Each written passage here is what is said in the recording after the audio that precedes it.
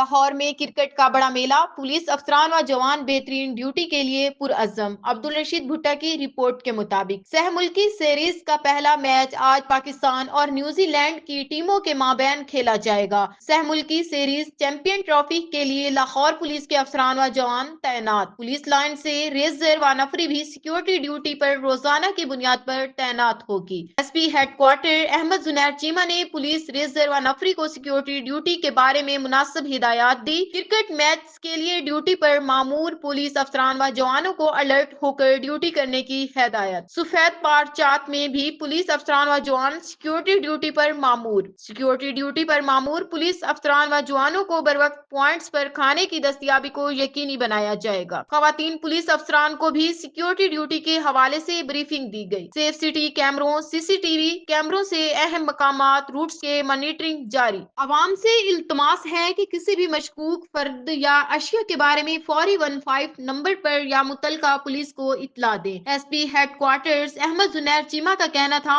Lahore police عوام کی جان و مال کی حفاظت کے لیے ہر وقت موجود ہے۔ پاکستان زندہ باد! پاکستان زندہ باد! پنجاب پولیس